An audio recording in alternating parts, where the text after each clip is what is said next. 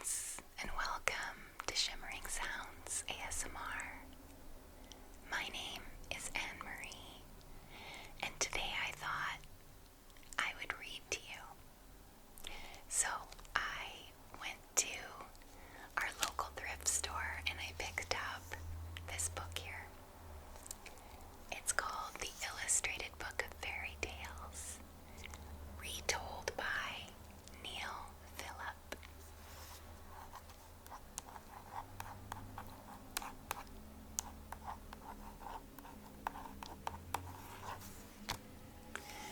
So there may be a few stories in here that you recognize, and some you haven't heard of before, but we'll go through it.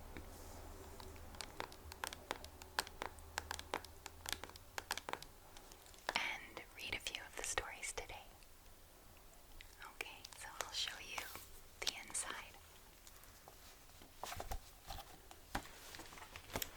The sleeve is slippery, so I do have to be careful. But I'll show you. So this is what it looks like. And I'm gonna pick one out for you. And I'll read it to you now.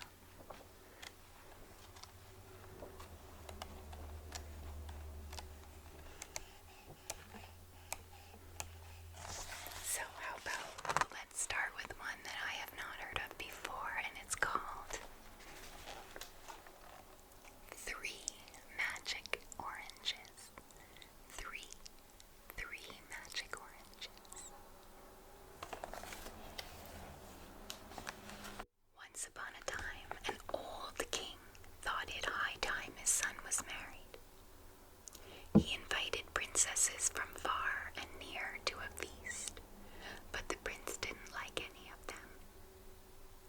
The king declared that his son had better find himself a wife. So the prince mounted his horse and rode off. Before long he reached a forest, at the end of which was an orange tree with 3 golden oranges. He picked the oranges and went on his way. It was a hot day and the prince felt thirsty. He pulled out his knife and cut open the first orange.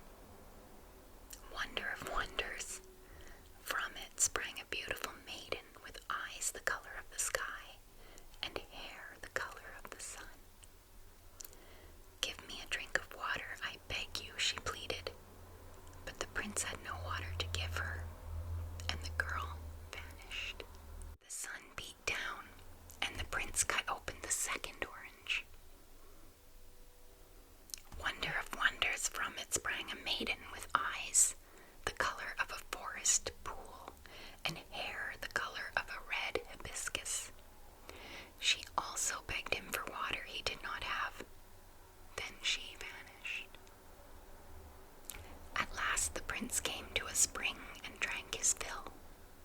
Feeling hungry, he cut open the third orange. Wonder of wonders, sprang a maiden with eyes and hair black as a raven's wing, and a face as white as a jasmine flower. "Give me water, I beg you," she pleaded. He scooped some up for her to drink, and so the spell was broken, for a witch had imprisoned her in the magic oranges. The prince and the girl were married, and before long they became king and queen. But the witch discovered that the girl had been set free and went up to the palace crying out, "Hairpins, who'll buy my fine hairpins?" The queen asked the old woman to come in. The witch took out a hairpin topped with a pearl. "Let me fix this in your hair," she said. The queen bowed down, and the witch thrust the pin into her head.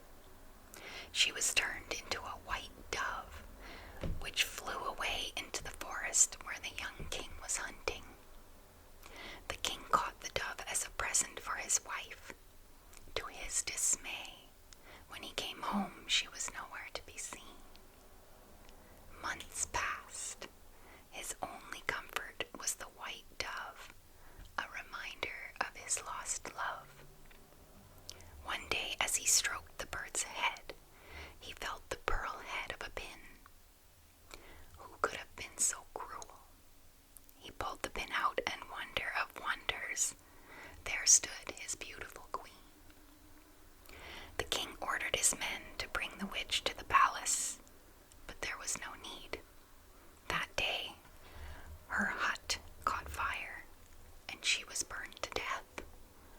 The last anyone saw of her was a plume of smoke blowing over the treetops. And here are the illustrations. So what they say is that though the girls look different in this tale, they are really the same person. There is only one enchanted maiden, not three. And of course, the dove is the prince's only comfort.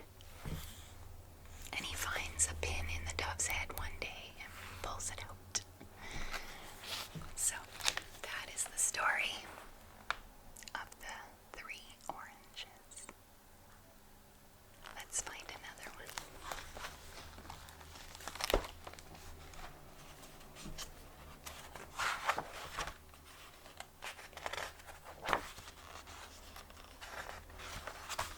See what they have here.